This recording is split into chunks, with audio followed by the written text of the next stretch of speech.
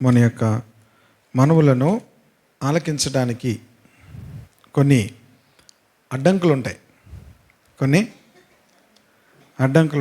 వాటిని మనము తీసివేసుకుంటే దేవుడు మన ప్రార్థనలో ఆలకించగలుగుతాడు.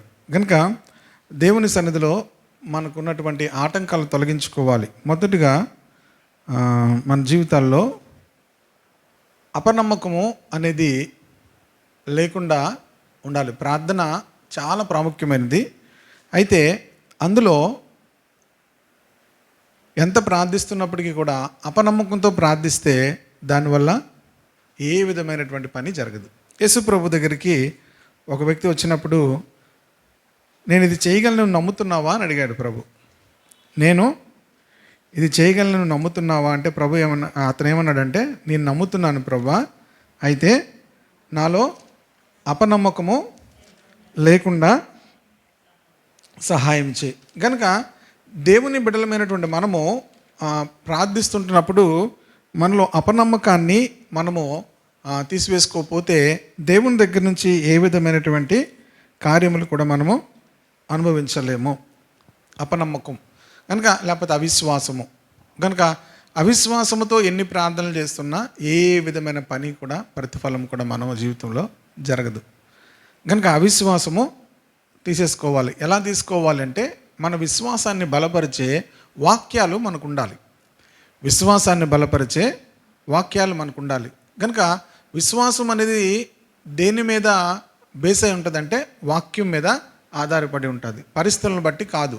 కనుక వెలుచూపు వలన కాక మనం విశ్వాసముతో నడుచుకునిచున్నాము అంటాడు పౌలు. వెలుచూపు వలన కాక విశ్వాసముతో మనము నడుచుకొనిచున్నాము. మరి వెలుచూపు వలన కాక అంటే కనిపించే వాటి మీద కాక విశ్వాసం వలన మనము నడుచుకొనిచున్నాము అంటాడు. కనుక విశ్వాసం వలన మనము బ్రతుకుతున్నాము అంటే దాని అర్థం ఏంటంటే వాక్యమును అనుసరించి మనము జీవిస్తున్నాము. కనుక ప్రార్థిస్తున్నవన్నీ కూడా ఒకవేళ మన జీవితంలో మనం చూడకపోయినప్పటికీ కూడా వాక్యము ఏదైతే చెప్తుందో దానిని మనం నమ్ముతున్నాము అంటే విశ్వాసముతో మనము వెళ్తున్నాము. కనుక విశ్వాసము గొప్ప కార్యాలు మన జీవితంలో జరుగునట్లుగా చేస్తుంది. కనుక మొదటగా ప్రార్థనలో ఏముండాలంటే విశ్వాసము ఉండాలి. ప్రార్థనకు ఎంత ప్రార్థన చేసినా అవిశ్వాసం ఉంటే ఏ కార్యమును కూడా మన జీవితంలో చూడలేము. కనుక మనందరి జీవితాలను కూడా ఆ అవిశ్వాసాన్ని మనం తీసివేసుకోవాలి. అవిశ్వాసము అనేది ఎలా తీసుకోవాలంటే, మళ్ళా చెప్తున్నాను, దేవుని యొక్క వాక్యమును మనము నమ్మాలి. దేవుని యొక్క వాక్యము ప్రతిదానికి కూడా, ఒకవేళ దేవుడు నన్ను స్వస్థపరుస్తాడు అని మనం ఒక విషయంలో అనుకుంటున్నప్పుడు దానికి తగిన ఒక 5 నుంచి 10 వాక్యాలు మనకు ఆధారం ఉండాలి. దేవుడు నన్ను స్వస్థపరుస్తాడు అనుకున్నప్పుడు, లేకపోతే దేవుడు మా కుటుంబాన్ని రక్షిస్తాడు అనే విషయంలో మనం ప్రార్థిస్తున్నప్పుడు దానికి తగిన ఒక 5 నుంచి 10 వాక్యాలు ఉండాలి. ఇప్పుడు దేవుడు మన కుటుంబాన్ని రక్షిస్తాడు అని రక్షించాలని మనం ప్రార్థన చేస్తున్నాం. దానికి అనుకూలమైనటువంటి ఏ పరిస్థితి కూడా లేదు. దానికి అనుకూలమైన ఏ పరిస్థితి కూడా లేదు. ఇప్పుడు అనుకూలమైనటువంటి ఏ పరిస్థితి లేదు కనుక మనము ఏమవుతామో ఆటోమేటిక్గా అవిశ్వాసం వచ్చేస్తుంది. ఇక జరగదు, ఎలా జరుగుతుంది? కనుక కామన్గా ఎవరి ప్లేస్లో ఉన్నా అలాగే అయిపోతాం. అయితే దేవుని వాక్యము మనకు ధైర్యాన్ని ఇస్తుంది. దేవుని వాక్యం ఇస్తుంది, ధైర్యాన్ని ఇస్తుంది. ఎందుకంటే దేవుడు ఒక వ్యక్తిని రక్షించాడంటే ఆ వ్యక్తి ద్వారా కుటుంబం అంతటిని కూడా రక్షించడం అనేది ఆయన సంకల్పం. మొదటి విషయం, దేవుడు ఒక వ్యక్తిని రక్షించాడంటే ఆ వ్యక్తి ద్వారా ఏం చేస్తాడు? దేవుడు తన కుటుంబం అంతటిని రక్షిస్తాడు. అలాగే ఇంకొంచెం ముందుకు వెళ్తే వారి ప్రాంతం అంతటిని కూడా రక్షించడానికి దేవుని ప్రణాళిక. అయితే మనము మన విశ్వాసాన్ని మనం విశాలపరచుకోవాలి. ఇది ఎలాగంటే మనందరికీ తెలుసు, దేవుడు నోవాహును రక్షించాడు, నోవాహు ద్వారా కుటుంబం అంతటిని కూడా రక్షించాడు. అలాగే మరి కొత్త నిబంధనలో కూడా కుటుంబాలన్నిటినీ కూడా దేవుడు ఏం చేశాడు? రక్షించినట్టుగా మనం చూస్తాం. ప్రభువుని యేసునందు విశ్వాసం ఉంచితే నీవు నీ ఇంటి వారు కూడా రక్షించబడతారు అనే విషయాన్ని మనం చూస్తాం. కనుక మన ఇంటి వారు అందరూ కూడా రక్షణ పొందడం అనేది దేవుని యొక్క చిత్తం, వారు ఎలాగున్నప్పుడు కూడా. కనుక మనం ప్రార్థిస్తున్నప్పుడు మన పరిస్థితులు మనకు ధైర్యం రాకపోయినా వాక్యమును బట్టి ధైర్యం తెచ్చుకోవాలి. వాక్యమును బట్టి ధైర్యం తెచ్చుకొని వాక్యాలు ఎత్తిపెట్టి ఏం చేయాలి? ప్రార్థన చేయాలి. కనుక వాక్యం మనలో అపనమ్మకం ఉండకుండా చేస్తుంది. కనుక అపనమ్మకంతో మనం ఎంత ప్రార్థన చేసినా ఏమవుదు? ఏమీ జరగదు. రెండవది, ప్రియ దేవుని బిడ్డలారా, మన జీవితాల్లో ప్రార్థన దేవుడు వినకపోవడానికి గల కారణము డబుల్ మైండెడ్. యాకోబు పత్రిక 5వ అధ్యాయము 1వ అధ్యాయం 5వ వచనం చదువు. ఇంకో తర్వాత వచనం చదువు. అయితే 6వ వచనం. అయితే అతడు ఏమాత్రం కూడా సందేహింపక విశ్వాసముతో అడగవలెను. సందేహించేవాడు గాలి చేత రేపబడి కనుక ఇందాక ముందు చెప్పిన మాట ఇదనమాట. సందేహం లేకుండా దేవుణ్ణి అడగాలి అని ఉంది. 7వ వచనము, అట్టి మనుష్యుడు ద్విమనస్కుడై తన సమస్త మార్గముల యందు అస్థిరుడు గనుక ప్రభువు వలన తనకేమైనా దొరుకునని. డబుల్ మైండెడ్ ఉన్నవారు ప్రభువు వలన వారికి ఏమీ కూడా దొరకదు. ద్విమనస్కత్వము. వేరే చోట ఉంటుంది, ద్విమనస్కులను దేవుడు ద్వేషిస్తున్నాను అంటాడు. డబల్ మైండెడ్ పీపుల్ని ఏం చేస్తాడంటే దేవుడు ద్వేషిస్తాడు. కనుక ఈ యొక్క డబల్ మైండెడ్ నేచర్ని మన జీవితాల్లో ఎప్పుడూ కూడా లేకుండా చూసుకోవాలి. కనుక డబల్ మైండెడ్ అంటే ఇటు ప్రార్థన చేస్తాము, అటు వేరొకరి మీద కూడా ఆధారపడుతూ ఉంటాము. కనుక ప్రియ దేవుని బిడ్డలారా, మనము డబల్ మైండెడ్ మెంటాలిటీ లేకుండా, ద్విమనస్కత్వం లేకుండా దేవుని మీదనే మనం ఆధారపడాలి. తరువాత మన మీద మనము ఎప్పుడూ ఆధారపడకూడదు. ప్రార్థన చేసేవాళ్ళు మనమే అంటే సెల్ఫ్ కాన్ఫిడెన్స్, మన మీద, మన శక్తి మీద, మన యొక్క భక్తి మీద కూడా ఆధారపడకూడదు. మన శక్తి మీద, మన భక్తి మీద కూడా ఆధారపడకూడదు. మనందరికీ తెలుసు, పేతురు ప్రసంగిస్తున్న సమయంలో మొట్టమొదటి అద్భుతం జరిగినప్పుడు ఒక మాట చెప్పాడు, మా సొంత శక్తి చేత నేను, భక్తి చేతను కూడా ఈ అద్భుతం జరగలేదు అన్నాడు. శక్తి కాదు, భక్తి కాదు. మరి ఎలా జరిగింది? యేసుక్రీస్తునందలి విశ్వాసం ద్వారా జరిగింది అంటాడు. యేసుక్రీస్తునందలి విశ్వాసం వల్ల జరిగింది. కనుక రాను రాను ఏమవుతుందంటే దేవుని యొక్క అద్భుతాలు జరగకపోవడం గల కారణము ఎక్కువగా సొంత శక్తి, సొంత భక్తి మీద ఆధారపడ్డాం. చూడండి, అది అపోస్తల కార్యములు 3వ అధ్యాయంలో ఈ మాట మనకు కనిపిస్తుంది. 12వ వచనం నుంచి, పేతురు దీన్ని చూచి ప్రజలతో ఇట్లనెను, ఇశ్రాయేలీయులారా,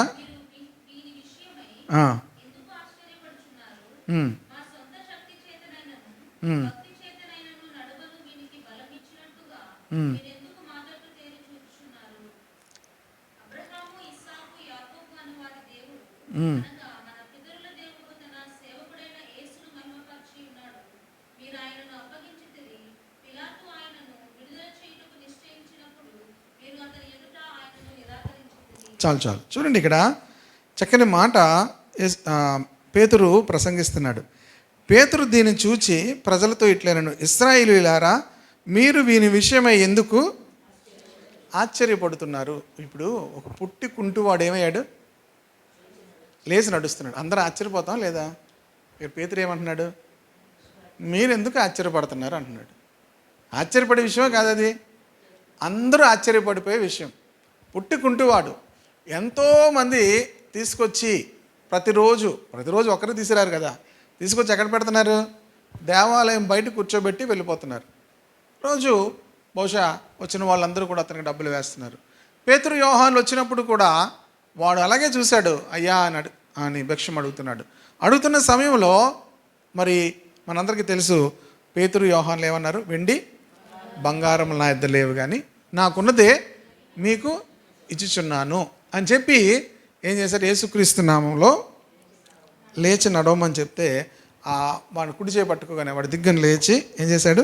వాని పాదములకు చీల మండలంలో బలం పొందెను. వాడి దిగ్గును లేచి నడుస్తూ దేవుని స్తుతిస్తున్నాడు. అందరూ చూసి ఆశ్చర్యపోతున్నారు. అందరూ చూసి ఏమవుతున్నారు? పేతురు ఏమంటున్నాడు? మీరెందుకు ఆశ్చర్యపోతున్నారు అన్నాడు. మనం చదువుతున్నప్పుడు ఈ మాట, ఎందుకు ఆశ్చర్యపోతున్నారంటే ఆశ్చర్యపోయే విషయమే కదా అది. కానీ పేతురు ఎందుకు అన్నాడు ఆశ్చర్యపోతున్నారని? అంటే పేతురు యేసు ప్రభుతో ఉన్నప్పుడు ఇంతకన్నా అద్భుతాలు చూశాడు, ఇంతకన్నా అద్భుతాలు చూశాడు. చచ్చిపోయిన వారు లేచారు. కనుక యాయిరు కుమార్తె చనిపోయినప్పుడు పేతురు, యోహాను, యాకోబులు మాత్రమే యేసు ప్రభుతో ఉన్నారు. కనుక యేసు ప్రభు ఆ యొక్క మరి రూపాంతర కొండ మీద ఆయన రూపాంతరం చెందినప్పుడు, యేసు ప్రభు యొక్క ముఖము ప్రకాశిస్తున్నప్పుడు, వస్త్రములన్నీ ప్రకాశిస్తున్నప్పుడు పేతురు, యోహాను, యాకోబులు ఏం చేశారు? యేసు ప్రభుని చూశారు. అంటే ఎన్నో అద్భుతాలు చూశారు. వారు సముద్రంలో వెళ్తున్నప్పుడు ఆ సముద్రం మీద వచ్చినటువంటి తుఫానును ప్రభు గద్దించినప్పుడు వారు చూశారు. అంతే కదా, పేతురు ఎక్కడ నడిచాడు? నీటి మీద నడిచాడు. కనుక పేతురుకి ఏమిది ఆశ్చర్యముగా లేదు. జాగ్రత్తగా వినండి, ఇక్కడ మంచి విషయం చెప్తాను. పేతురుకి ఏమి ఇది ఏం లేదు, ఆశ్చర్యంగా లేదు. మనుషులకి ఎలాగుంది? ఎందుకు చెప్పండి? మొదటిగా పేతురుకి ఎందుకు ఆశ్చర్యం లేదు? పేతురు చేశాడనేటువంటి పేతురు మీద పేతురికి నమ్మకం లేదు. నేను చేయలేదు, ఇది ఎవరు చేశారు? దేవుడు చేసినప్పుడు తనకెందుకు ఆశ్చర్యం? ఎప్పుడు ఆశ్చర్యపోతాం? పేతురు చేశాడు అనుకున్నప్పుడు ఆశ్చర్యపోతారు. అర్థమవుతుందా? పేతురుకు తెలిసేది ఎవరు చేయలేదు, నేను చేయలేదు. ఎవరు చేశారు? దేవుడు చేశాడు. నేను కుంటువాడిని ఏం చేయలేను, లేపలేను. నేను కుంటువాడిని. ఇదే పెద్ద సమస్యగా అయిపోయింది. దేవుడు ఇప్పటికీ కూడా ఆయన శక్తి కానీ ఆయన ప్రభావం కానీ కుంటువారిని కాదు, చనిపోయిన వారిని కూడా లేపగలదు. అయితే ఇక్కడ జరుగుతున్న విషయం ఏంటంటే, మనుషులు ఎవరి వైపు చూస్తున్నారు? పేతురు, యోహానుల వైపు చూస్తున్నారు. అలాగే ఇప్పుడు ఎవరి వైపు చూస్తున్నారు? మరలా ఆ ప్రసంగికులు, లేకపోతే ఆ ప్రవక్తలుగా ఉంటున్న వారు, మనుషులు ఎవరైతే ఆ యొక్క అద్భుతాలు చేస్తున్నారో వారి మీదే ఏముంటుంది? పేతురు చాలా జాగ్రత్తగా చెప్తున్నాడు ఇక్కడ ఏమని, ఎందుకు మీరు ఆశ్చర్యపడుతున్నారు? మా సొంత శక్తి కాదు, మా యొక్క భక్తి కూడా కాదు. ఇలాగ ప్రతి ఒక్కరు చెప్తే ఇలాగ అద్భుతాలు జరుగుతాయి. హల్లెలూయా. ఏం కాదు? మా సొంత శక్తి కాదు, భక్తి కాదు, వాని చేత మేము వీనికి బలం ఇచ్చినట్టుగా మీరెందుకు మా వైపు చూస్తున్నారు అన్నాడు. ఎంత బాగుంది! ఎందుకు దేవుడు వారిని వాడుకున్నాడు? మీరు మా వైపు ఎందుకు తేరు చూస్తున్నారు? ఇప్పుడు అందరూ ఎవరి వైపు చూస్తున్నారు ఆశ్చర్యంగా? ఓ పేతురు. ఎవరు? పేతురు, యోహాను. పేతురు యోహాన్లు ఎంత నేమ్ ఫేమ్. ఇప్పుడు ఒకలాగా అంటే యూట్యూబ్ కానీ ఆ టైంలో ఉంటే ఏమవుతుంది? అది మొత్తం వైరల్ అయిపోతుంది కదా. వాట్సాప్లో నుంచి అందరికీ టకా టకా టకా టకా వెళ్ళిపోతుంటుంది. ఎవరు బాగు చేశారు? పేతురు, యోహాన్లు ప్రార్థన చేశారు. పేతురు, యోహాన్లు లేపేశారు. పేతురు, యోహాన్లు పవర్ఫుల్. ఏమంటున్నాడు? మా తట్టు ఎందుకు చూస్తున్నారు? హల్లెలూయా. మా తట్టు ఎందుకు చూస్తున్నారు? మా సొంత శక్తి చేత మేము లేపలేదు. లేపాడు అంటే మరలా ఏం చేయాలి? ఇంకో కుంటోని తీసుకొస్తే లేపాలి కదా. ఇంకో లేపగలరా? ఎవరూ కూడా అలాగా. ఇప్పుడు అదే ప్రాబ్లం. ఒకళ్ళు లేచారంటే అందరూ లేస్తారు, అందరూ వెళ్ళిపోతారు పొలోమని. ఏమవుతుంది? ఎలాగెళ్ళిన వాళ్ళు అలాగే వస్తారు. కొంతమంది స్వస్థ పొందుతారు. ఎందుకు? ఆ కొంతమందిని ఎవరు స్వస్థపరిచారు? దేవుడు స్వస్థపరిచారు. హల్లెలూయా. ఇప్పుడు అందరినీ దేవుడే స్వస్థపరుస్తాడంటే అందరి విశ్వాసం ఎవరి మీద ఉంటుంది? దేవుని మీద ఉంటుంది. కనుకనే వీళ్ళు ఏం చేశారంటే వాళ్ళ మీద విశ్వాసం రాకుండా, ఎవరి మీద? వారి శక్తి మీద కానీ వారి యొక్క భక్తి మీద కానీ విశ్వాసం రాకుండా ముందుగానే జాగ్రత్త పడ్డారు. దేవునికి మహిమను ఇస్తున్నారు. పౌలు కూడా 1 కొరింథీ పత్రిక 2వ అధ్యాయంలో ఇలాంటి మాటలు చెప్తాడు. చూడండి, 1 కొరింథీ పత్రిక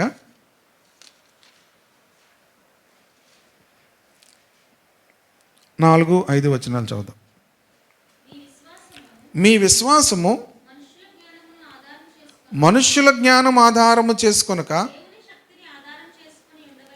దేవుని శక్తిని ఆధారము చేసుకొని ఉండవలనని నేను మాట్లాడినను, సువార్త ప్రకటించినను, పరిశుద్ధాత్మయు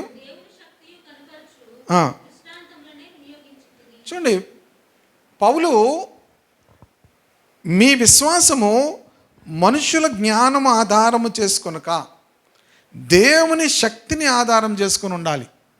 కనుక మన మీద ఆధారపడకూడదు, ఏ మనుషుని మీద కూడా మన యొక్క విశ్వాసము ఆధారపడకూడదు. మనం చేసే ప్రార్థన మీద మనం ఆధారపడకూడదు, మన భక్తి మీద మనం ఆధారపడకూడదు అని చెప్తూ ఏమంటున్నాడు?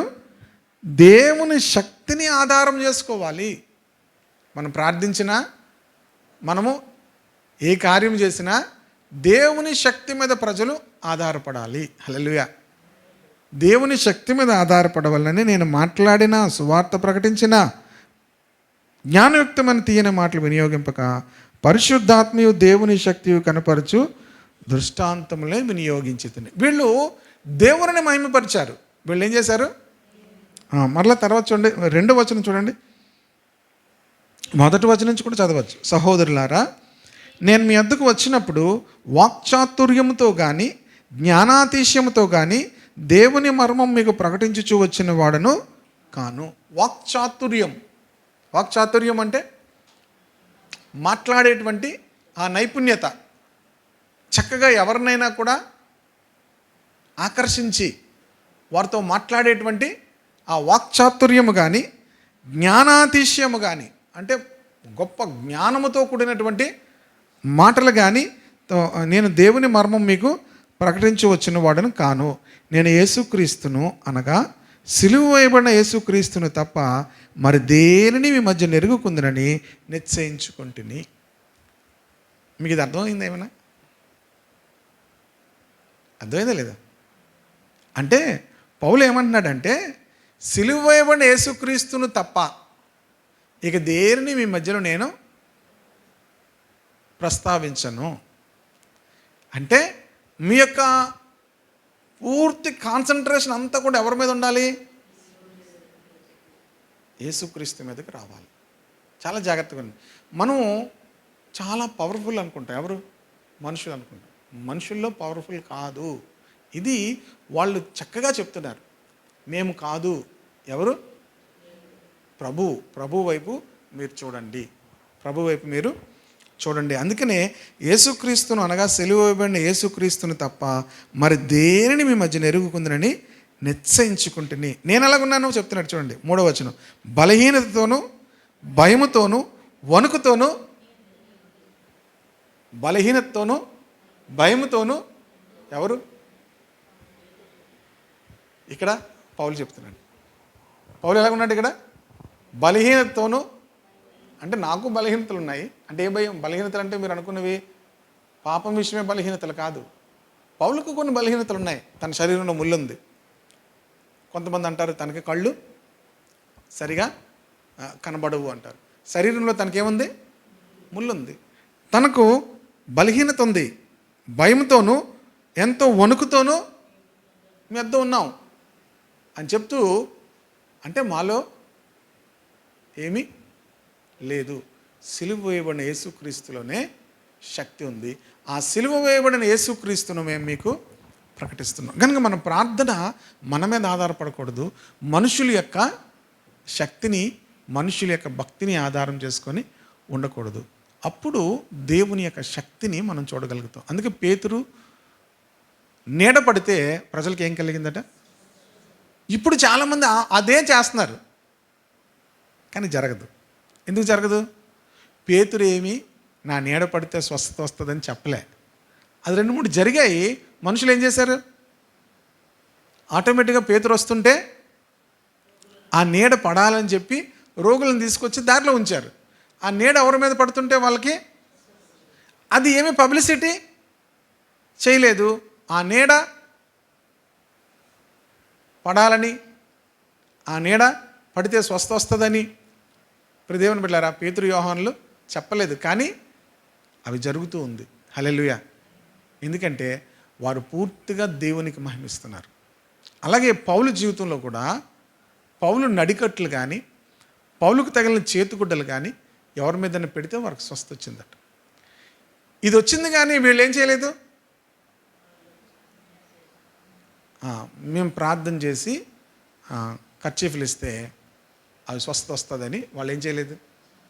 ఒకవేళ అలా చెప్పుంటే పౌలు, పేతురు, యోహాన్ల కంటే శక్తివంతమైన ప్రవక్తలు ఎవరు లేరు కదా. కానీ వాళ్ళు ఏం చేయలేదు. దేవుడు అద్భుతమైన కార్యము, మీకు మంచి మాటలు చూపిస్తాను చూడండి. అపోస్తల కార్యంలోనే, అపోస్తల కార్యంలోనే 19వ అధ్యాయము 10వ వచనం.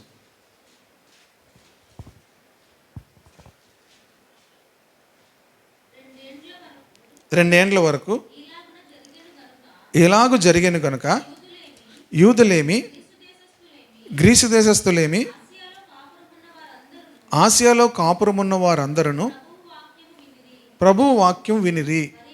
మరియు నేను నా దేవుడు అనే దగ్గర నేను రౌండ్ వేసుకున్నాను నా బైబిల్లో.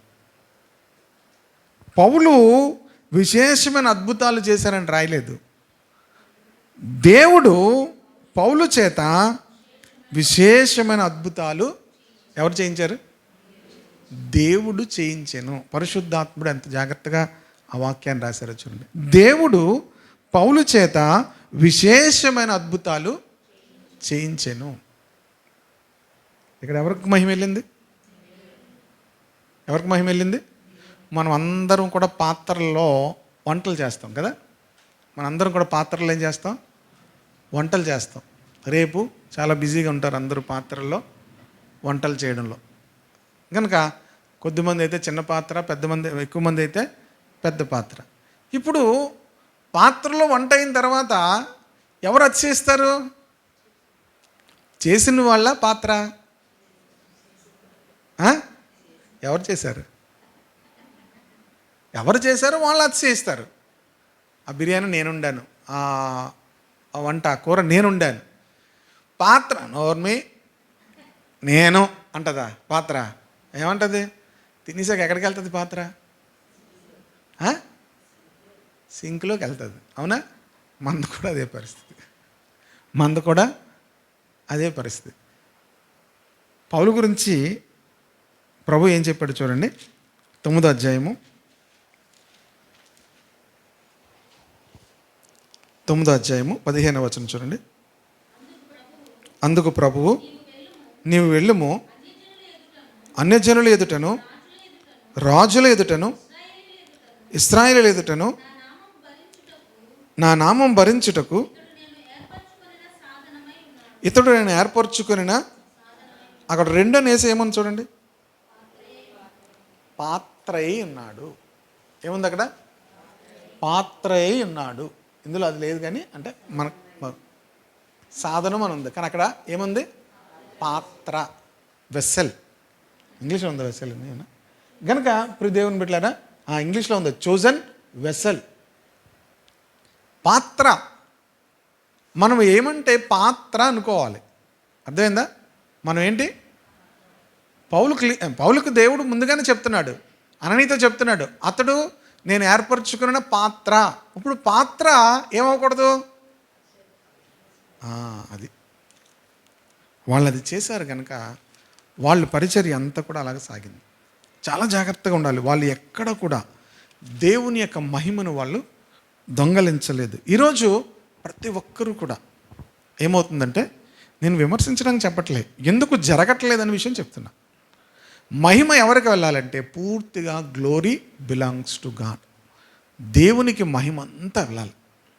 హల్లెలూయా. ఎవరు చేస్తున్నారట? దేవుడు పౌలు చేత విశేషమైన అద్భుతములను చేయించెను. పౌలు చేయలే, అది జ్ఞాపకం ఉంచుకోవాలి. పౌలు చేయలే, పేతురు చేయలే. దేవుడు పౌలు చేత విశేషమైన అద్భుతములు చేయించెను. అతని శరీరమునకు తగిలిన చేతిగుడ్డలైనను నడికట్లైనను రోగుల యొద్దకు తెచ్చినప్పుడు రోగములు వారిని విడిచెను, దయ్యములు కూడా వదిలిపోయెను. అర్థమవుతుందా? దయ్యములు కూడా వదిలిపోయెను. ఇప్పుడు ప్రత్యేకంగా పట్టుకెళ్ళమని పౌలేం చెప్పలే. అది అన్ఎక్స్పెక్టెడ్గా అది జరిగింది. వాళ్ళు తీసుకొచ్చి చేస్తే ఏమైంది? వాళ్ళకి స్వస్థత కలిగింది, దయ్యాలు వెళ్ళిపోతున్నాయి. కనుక అది అలా జరుగుతుంది. కానీ ఇలా చెయ్యండి, నా చేతికి తగిలినవి నేను ప్రార్థన చేసి ఇస్తాను, అవి దేవుడు స్వస్థపరుస్తాడని వాళ్ళు ఏం చేయలేదు. ఎందుకు చేయలేదంటే దేవుడు చెయ్యాలి. హల్లెలూయా. మరొక మాట కూడా మీకు చూపిస్తాను. అదే అపోస్తుల కార్యములు 14వ అధ్యాయము 3వ వచనం చూడండి. కాబట్టి వారు ప్రభువును ఆనుకొని ధైర్యంగా మాట్లాడుచు అక్కడ బహుకాలం గడిపిరి. మరలా మీరు ఇది అండర్లైన్ చేసుకోండి. ప్రభువు వారి చేత సూచక్రియలను ఎవరు చేయిస్తున్నారు? ప్రభువు వారి చేత అద్భుతములను సూచక్రియలను చేయించి ఎందుకు చేస్తున్నాడంటే దేవుడు తన కృపావాక్యమునకు సాక్ష్యం ఇప్పించుచుండెను. ప్రభువు వారి చేత సూచక్రియలను అద్భుతములను చేయిస్తున్నాడు. కనుక ఇప్పుడు ఎవరి మీద మనుషులు ఆధారపడాలి? మనం ప్రార్థన చేస్తున్నా, మనం ప్రసంగిస్తున్నా మన నీతి మీద కాదు. దేవుడు ప్రభువు వారి చేత సూచక్రియలు, దేవుడు పౌలు చేత, ఇక్కడ ప్రభువు వారి చేత సూచక్రియలను అద్భుతములను చేయించి తన కృపావాక్యమునకు సాక్ష్యం ఇప్పించుచుండెను. హల్లెలూయా. ప్రకటించినటువంటి వాక్యానికి సాక్ష్యం ఎవరు ఇప్పిస్తున్నారట? దీనికి లింక్ వాక్యం ఎక్కడ ఉందంటే మార్కు సువార్త 16:20 చూడండి.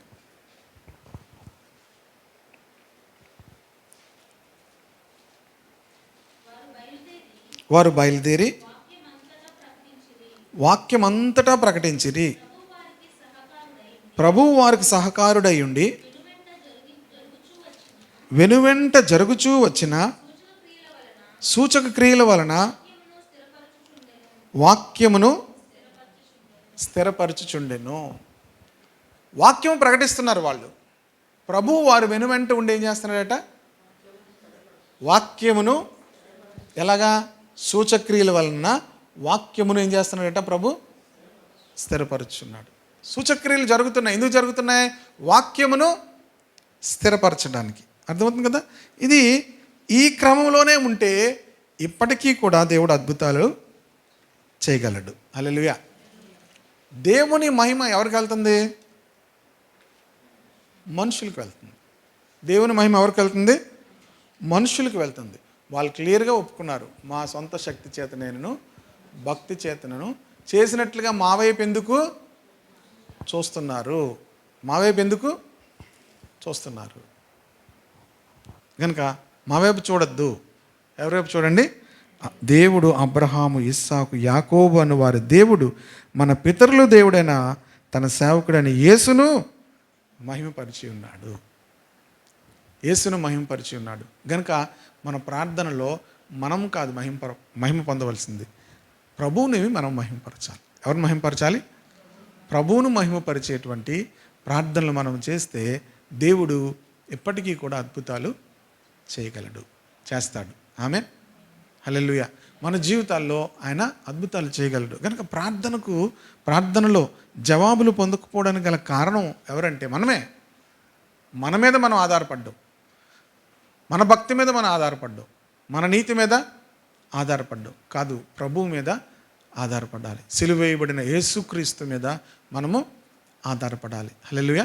సిలువ వేయబడిన యేసుక్రీస్తు మీద మనం ఆధారపడితే ఆ మహిమ ప్రభువుకు వెళ్తే, ప్రియ దేవుని బిడ్డలారా, ప్రభు ఇప్పటికీ కూడా అద్భుతాలు చేయగలడు. ప్రభు నామునకు అందరూ భయపడినట్లుగా ప్రభు ఇప్పటికీ కూడా ఏం చేయగలడు? అద్భుతములను చేయగలడు. హల్లెలూయా. కనుక వాళ్ళు అలాగా దేవునికి ఏం చేశారు? మహిమ ఇచ్చారు. మరొక మాట కూడా చూపిస్తాను. అలాంటి మాటే 4వ అధ్యాయము 30వ వచనం చూడండి. అపోస్తల కార్యములు. రోగులను స్వస్థపరచుటకును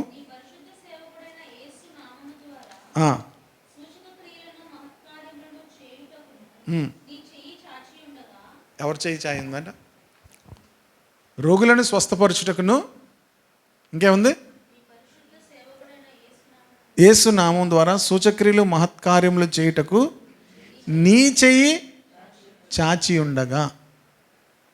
హల్లెలూయా. ఎవరు చెయ్యి చాచి ఉందట? వాళ్ళు ఎంత చక్కగా మాట్లాడుతున్నారు కదా ప్రతి మాట. వాళ్ళు ప్రార్థన చేస్తున్నారు అక్కడ. వాళ్ళు ఏం చేస్తున్నారు? వాళ్ళు ప్రార్థన చేస్తున్నారు అక్కడ.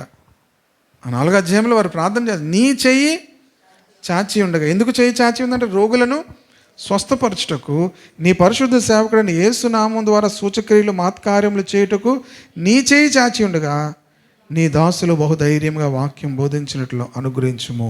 వారు ప్రార్థన చేయగానే వారు కూడి ఉన్న చోటు కంపించు. ఎలాంటి ప్రార్థన చేస్తే కంపిస్తుంది?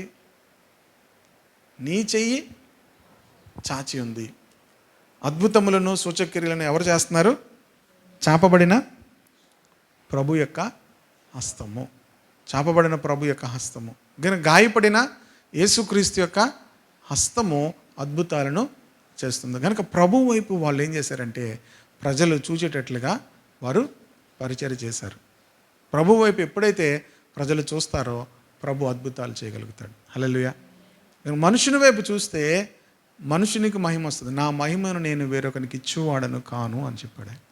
నా మహిమను నేను వేరొకరికి ఇచ్చేవాడను కాను. గనుక మహిమ దేవునికి మనము ఇవ్వాలి. మన ప్రార్థనలో, మనం చేసే ప్రతి పనిలో కూడా దేవునికి ఇచ్చినప్పుడు ఖచ్చితంగా ప్రభు అద్భుతాలు చేయగలుగుతాడు. కనుక మన మీద మనం ఏం చేయకూడదట? ఆధారపడకూడదు. నా నీతి మీద, నా భక్తి మీద నేను ఆధారపడకూడదు. అంతేకాదు పౌలు అంటున్నాడు, సిలువ వేయబడిన యేసుక్రీస్తు తప్ప మరి దేనిని కూడా మీ మధ్యలో నేను ఎరగకుందును. అంటే నేను మాట్లాడను. ఎందుకంటే రక్షించేది ఎవరు? యేసుక్రీస్తే. స్వస్థపరిచేది ఎవరు? యేసుక్రీస్తే. కనుక గలతీయులకు రాసిన పత్రికలు అంటాడు, సిలువ వేయబడినట్లుగా యేసుక్రీస్తు మీ ఎదుట ప్రదర్శింపబడిను కదా అంటాడు. అంటే ఏం చూపించాడు? ప్రదర్శింపబడ్డం అంటే అర్థం ఏంటి? గలతీ పత్రిక 3వ అధ్యాయంలో ఉంటుంది ఇది. సిలువ వేయబడినట్లుగా యేసుక్రీస్తు మీ ఎదుట ప్రదర్శింపబడిన కనుక అంటే అర్థం ఏంటి? ఓ అవివేకులైన గల్తీయులారా, మిమ్మును ఎవడు భ్రమ పెట్టెను? 3వ అధ్యాయం 1వ వచనం చదువుతున్నాను. గలతీ పత్రిక. ఓ అవివేకులైన గలతీయులారా, మిమ్మును ఎవడు భ్రమ పెట్టెను? సిలువ వేయబడిన వాడైనట్టుగా యేసుక్రీస్తు మీ కనుల ఎదుట. అంటే ఏం చేశాడు? ప్రదర్శింపబడ్డం అంటే సినిమాను ప్రదర్శిస్తారు కదా. అంటే మనం ఏం చేస్తాం? సినిమానప్పుడు చూసినట్లు, ఒక పిక్చర్ని ప్రదర్శిస్తున్నామంటే చూసినట్లు. పౌలు ఎవరిని ప్రజెంట్ చేశాడు అక్కడ? సిలువ వేయబడిన యేసుక్రీస్తును ప్రదర్శించాడట. హల్లెలూయా. అంటే ఎంతగా సిలువ వేయబడిన యేసుక్రీస్తును మనం చూపిస్తామో అంతగా దేవుడు ఏం చేస్తాడు? కార్యములను చేస్తాడు. చూడండి అక్కడ 5వ వచనం చదవండి. ఆత్మను మీకు అనుగ్రహించి. మీలో అద్భుతాలు ఎవరు చేయిస్తున్నారు? ఆత్మను మీకు అనుగ్రహించి మీలో అద్భుతములు చేయించువాడు అన్నాడు. ధర్మశాస్త్రము క్రియల వలన లేక విశ్వాసముతో వినుట వలన చేయించున్నాడు. అంటే ఇక్కడ ఆ 2వ వచనం గురించి చెప్పను కానీ మీలో అద్భుతాలు ఎవరు చేస్తున్నారు? దేవుడు చేస్తున్నాడు. తన ఆత్మను మీకు అనుగ్రహించి మీలో ఎవరు చేస్తున్నారు అద్భుతాలు? దేవుడు చేస్తున్నాడు. కనుక సిలువ వేయబడినటువంటి యేసుక్రీస్తును ఏం చేస్తున్నారు? మహిమపరుస్తున్నారు. మన జీవితాల్లో కూడా మన ప్రార్థనలో యేసుక్రీస్తుని ఎంతగా మహిమపరుస్తామో, మన మీద మనం ఆధారపడకుండా యేసుక్రీస్తు మీద ఆధారపడుతూ యేసుక్రీస్తుని ఎంత మహిమపరుస్తున్నామో అన్ని అద్భుతాలు ప్రభు చేస్తాడు. హల్లెలూయా. ఒకవేళ ఏదైనా జరిగినా అదేం చేయాలి? మా సొంత శక్తి, భక్తి కాదు. మా పితరుల అయినటువంటి అబ్రహాము, ఇస్సాకు, యాకోబుల దేవుడు యేసుక్రీస్తును మహిమపరిచాడు అన్నాడు. ఈ అద్భుతం ద్వారా ఎవరిని మహిమపరిచాడట? దేవుడు యేసుక్రీస్తును మహిమపరిచాడు. మనం కూడా ఎవరిని మహిమపరచాలి? మీరు జరిగిన కార్యం ద్వారా యేసుక్రీస్తు, మీ జీవితాల్లో యేసుక్రీస్తును మీరు ఎంతగా మహిమపరుస్తారో అంత గొప్ప కార్యాలు దేవుడు చేస్తాడు. ఆయన మహిమను మనం ఎక్కడైనా దొంగిలించామా, దేనిని బట్టైనా ఆయన ప్రభావం మనలో నుంచి కనబడదు. కనుక ఆయన ప్రభావం మనలో చూడాలి, ఇతరులను చూడాలి అంటే ఏం చేయాలి? యేసుక్రీస్తుని ఏం చేయాలి? మహిమపరచాలి. హల్లెలూయా. యేసుక్రీస్తుని మనం ఎంతగా మహిమపరుస్తామో, యేసుక్రీస్తు మన శరీరముల ద్వారా, మన యొక్క ప్రవర్తన ద్వారా, యేసుక్రీస్తు మన జీవన విధానం ద్వారా ఎంత మహిమపరచబడతాడో అన్ని గొప్ప కార్యాలు చేస్తాడు. ఆమేన్. మనం ఎంతగా దాక్కుంటామో, ఎంతగా పక్కన ఉంటామో అంతగా ప్రభు కార్యాలు చేస్తాం. పౌలు సిలువ వేయబడిన యేసుక్రీస్తుని ఏం చేశాడట? ప్రదర్శించాడట. హల్లెలూయా. కనుక 3 విషయాలు చెప్పాను. ఆ అవిశ్వాసము, అపనమ్మకం ఉండకూడదు. 2వది ద్విమనస్కత్వము మన ప్రార్థన మన జీవితాల్లో ఉండకూడదు. మూడోది, మన మీద మనమే ఆధారపడకూడదు. ప్రార్థనలో మన మీద మనమే ఆధారపడకూడదు. నాలుగవది, అన్కన్ఫెస్డ్ సిన్. మన జీవితంలో ఒప్పుకోలేనివి, సరిచేసుకోలేనివి ఉండి మనం ప్రార్థన చేస్తే అది ఎప్పటికీ జవాబు రాదు. మన జీవితంలో సరిచేసుకోవలసినవి సరిచేసుకోకుండా మనం ఎన్ని ప్రార్థనలు చేసినా దానికి జవాబు రాదు. కనుక సరిచేసుకోవలసినవి చాలా ఉంటాయి మనకి. దేవుడు ఎప్పుడూ కూడా మనతో సరిచేసుకోవలసిన విషయాలు మాట్లాడుతూ ఉంటాడు. ఆయన సరిచేసుకునే విషయాలు ఏం చేస్తుంటాడు? మాట్లాడుతూ ఉంటాడు. కనుక మనం సరిచేసుకునే కొద్దీ దేవుడు ఏం చేస్తాడు? మన జీవితాల్లో మన ప్రార్థనలు ఆయన ఆలకిస్తాడు, గొప్ప కార్యాలు ఆయన చేయగలుగుతాడు. సరిచేసుకోవాలి ఎప్పటికప్పుడు మన జీవితాలను. ప్రియ దేవుని బిడ్డలారా, దేవుని వాక్యం చదువుతున్నప్పుడు దేవుని వాక్యము అనేక విషయాల్లో మనల్ని సరిచేస్తూ ఉంటుంది. దేవుని వాక్యం అనేక విషయాల్లో మనలను సరిచేస్తూ ఉంటుంది. ఈ మధ్య నేను ఒక మంచి మాట విన్నాను. ఆ మాట ఏంటంటే, రక్షించబడ్డావా అంటే అందరూ ఏమంటారు? ఇప్పుడు మీరందరూ రక్షించబడిన వాళ్ళే కదా. ఏమంటారు అందరూ? రక్షించబడ్డాం, అందరూ రక్షించబడ్డాం అంటారు. ఆయన ఇంకొకలాగా అడిగాడు. ఆయన ఏమడిగాడంటే, ఆయన యేసుక్రీస్తు నిన్ను ఏ విధముగా మార్చాడు? యేసుక్రీస్తు నీ జీవితాన్ని మార్చాడా? అర్థమవుతుంది మీకు? ఇది డిఫరెంట్ క్వశ్చన్. యేసుక్రీస్తు నీ జీవితాన్ని మార్చాడా? నువ్వు రక్షణ పొందితే నేను రక్షణ పొందానని కాదు, యేసుక్రీస్తు నీ జీవితాన్ని మార్చాడా?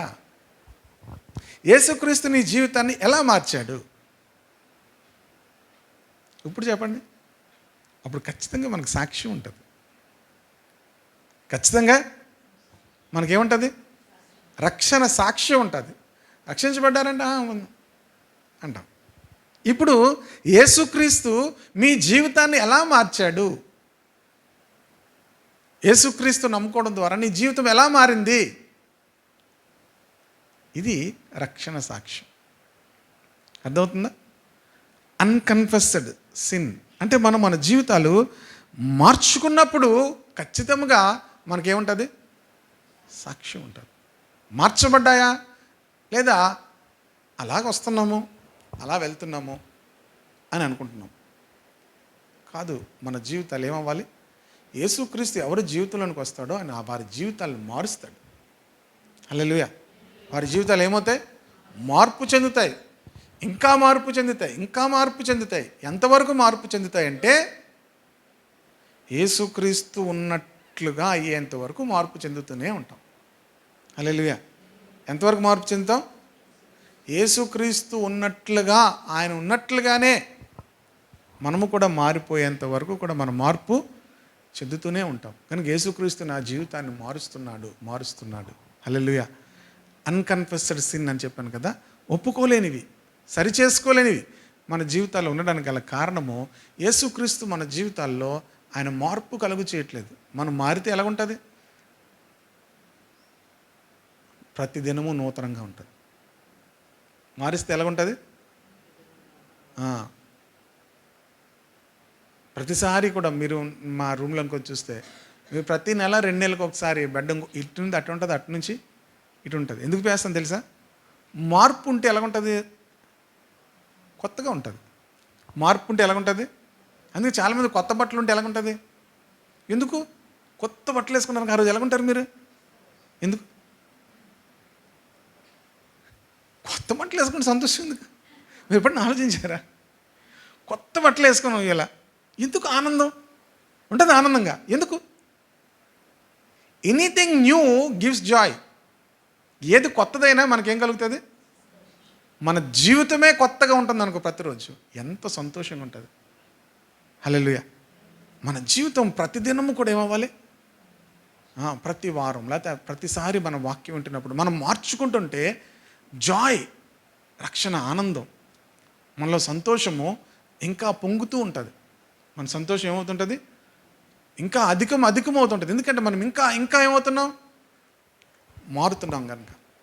ఎనీథింగ్ న్యూ, ఏది మార్చుకున్నా, ఏదైనా నూతనముగా ఉంటున్నప్పుడు అది సంతోషాన్ని కలిగిస్తుంది. అర్థమవుతుంది కదా? కనుక మనం ఎప్పటికప్పుడు మన జీవితాల్లో దేవుని వాక్యాన్ని బట్టి మనము ఎప్పటికప్పుడు ఏం చేయాలి? మార్చుకోవాలి. చివరిగా మన జీవితాల్లో ప్రార్థన దేవుడు వినకపోవడానికి గల కారణం, మన జీవితాల్లో ఉన్నటువంటి లోపాలు సరిచేసుకోకుండా మనం ప్రార్థన చేస్తే మన ప్రార్థన దేవుని సన్నిధికి వెళ్ళదు. అలాగే జవాబు దేవుని దగ్గర నుంచి పొందుకోలేవు. ఇంకొకటి దేవుని బిడ్డలారా, ఆత్మీయ ఉదాసీనత. ఉదాసీనత అంటే ఏంటి? ఇంకా మంచి వర్డ్ ఏమన్నా, క్యాజువల్గా ఉండడం. మనం స్పిరిచువల్ విషయాల్లో చాలా ఉదాసీనత. కేర్లెస్ అనొచ్చా? ఏ విధమైనటువంటి పెద్ద రెస్పాన్స్, ఉదాసీనత అన్నమాట. పెద్దగా పట్టించుకోకపోవడం, స్పిరిచువల్ విషయాల్లో ప్రయారిటీ లేకపోవడం. ఆధ్యాత్మిక విషయాల్లో మనం ఎప్పుడూ కూడా చాలా ప్రయారిటీ మనము ఇవ్వాలి. శరీరం కన్నా ఆధ్యాత్మిక విషయాల్లో మనం ఎంత ప్రయారిటీ ఇస్తామో ప్రభు మన ప్రార్థన ఆలకిస్తాడు. హల్లెలూయా. శరీర విషయాల్లో మనకి ఎంతో శ్రద్ధ ఉంటుంది కదా, శరీర విషయాల్లో మనకి ఎంతో శ్రద్ధ ఉంటుంది. ఆధ్యాత్మిక విషయాల్లో పెద్ద శ్రద్ధ ఉండదు, చాలా నిర్లక్ష్యం ఉంటాం. స్పిరిచువల్ విషయాలైతే చాలా నిర్లక్ష్యంగా ఉంటాము.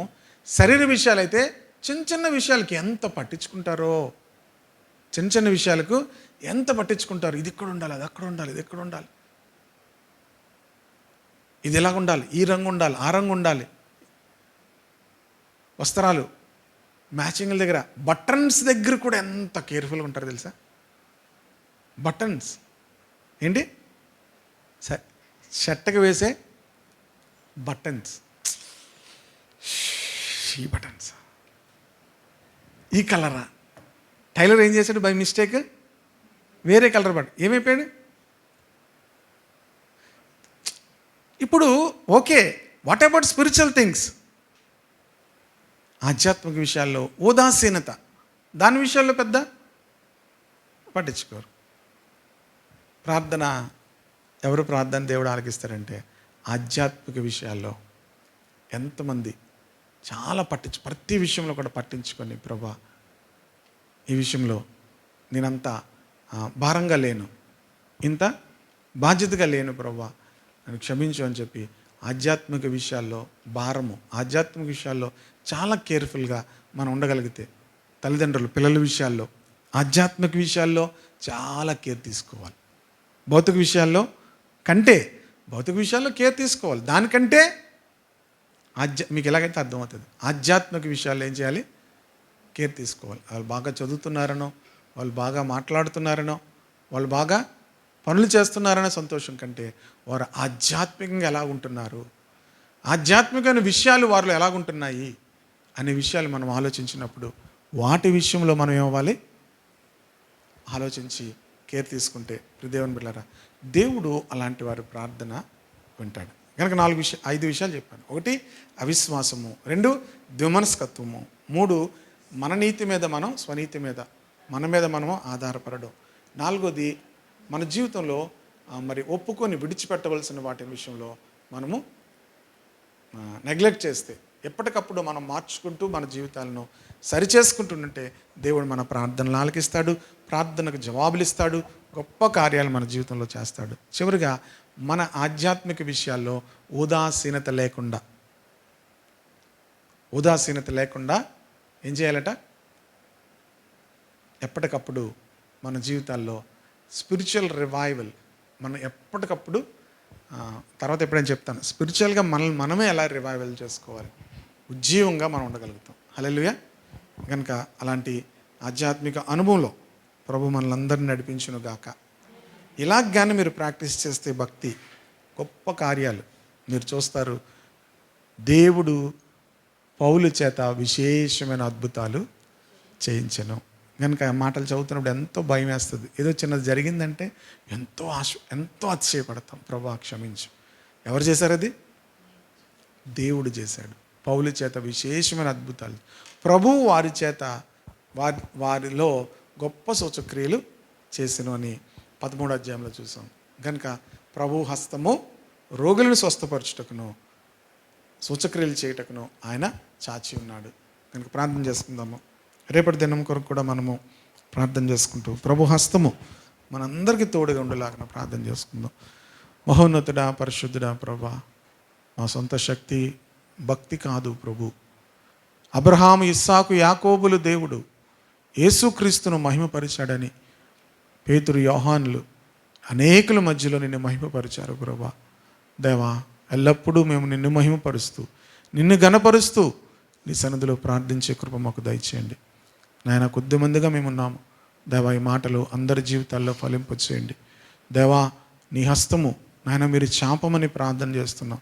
మేమేమీ చేయలేము ప్రభా నాయన. మా యొక్క భక్తి, మా యొక్క శక్తి ఏమీ చేయలేదు. సిలువ వేయబడిన యేసుక్రీస్తు, సిలువ వేయబడినటువంటి యేసుక్రీస్తు యొక్క రక్తము నాయన తండ్రి, గాయపడిన యేసు హస్తము నాయన తండ్రి మాత్రమే అద్భుతాలు చేస్తుందని మేము ఒప్పుకుంటున్నాం తండ్రి ప్రభా. ఎంతో భయముతోనూ వణుకుతోనూ ప్రభా పౌలు వంటి నాయన తండ్రి ఆ వ్యక్తి కూడా తండ్రి కొరింథీల మధ్యలో నేను ఉన్నానంటున్నాడు ప్రభా. అవును ప్రభా, మేము నేను ఎంతో భయముతో వణుకుతో నాయన నిన్ను మహిమపరుస్తూ ప్రభా నాయన నీ సన్నిధిలో కొనసాగే కృప మాకు దయచేయండి నాయన. మా జీవితాల్లో ఎన్నడూ కూడా మేము ఒప్పుకొని విడిచిపెట్టవలసిన వాటిని విడిచిపెట్టకపోతే ప్రభా నాయన మా మానవులు నీ సన్నిధికి చేరవని వాక్యం చెప్తుంది నాయన. ఎప్పటికప్పుడు మమ్మల్ని మేము సరి చేసుకొని నూతన నాయన తండ్రి అనుభవంలో మేము నడుచుటకు సహాయం చేయండి. అలాగే రేపు దినాన్ని ప్రభా సంఘమంతా కూడా నీ సన్నిధిలో కనిపించడానికి సహాయం చేయండి ప్రభా. ఎంతోమంది నాయన మరి ఊర్లు వెళ్ళారు, వారందరూ కూడా నాయన క్షేమంగా తిరిగి రావడానికి సహాయం చేయండి ప్రభా. దేవా, ఎవరి ఇంటిలో నాయన శోధనలు ఉన్నాయో, భార్యాభర్తల మధ్యలో నాయన తండ్రి ఉన్నటువంటి పరిస్థితులను బట్టి వారికి ఉన్న శోధనలో వారికి సహాయం చేయండి ప్రభా. తల్లిదండ్రులు, బిడ్డలు నాయన తండ్రి మరి నాయన అత్త, కోడళ్ళు నాయన తండ్రి మధ్యలో సమాధానం దయచేయండి ప్రభా. దేవా, ప్రతి విధమైనటువంటి మనస్పర్ధలు తొలగించండి ప్రభా. అలాగే శారీరకంగా బలహీనంగా ఉన్న వారందరినీ కూడా జ్ఞాపకం చేసుకోండి. నీ గాయపడిన హస్తంతో మీరు ముట్టి స్వస్థపరచండి. రేపటి దినాన్ని ఆరాధనలో సంఘమంతా కనిపించడానికి సహాయం చేయండి. మేమందరము కలిసి ప్రభువుని ఆత్మతో సత్యముతో ఆరాధించుటకు సహాయం చేయండి. నడిపించేవారిని అభిషేకించండి. బలమైన అభిషేకము ప్రభా నీ బిడ్డలందరి మీద ఉంచండి ప్రభా. పాటలు పాడేవారిని, వాక్యం ధ్యానించేవారి మీద దేవా, ఆరాధన నడిపించేవారు, సంగీతం వాయించేవారిని ప్రభా నాయన, ప్రతి విధమైన పరిచర్లో నాయన అతను పాల్గొన్న వారు అందరినీ అభిషేకించండి. బలంగా వాడుకోండి, మహిమ పొందమని యేసుక్రీస్తు నామములో ప్రార్థించి మనవులు అడిగి వేడుకుంటున్నాం తండ్రి. ఆమేన్.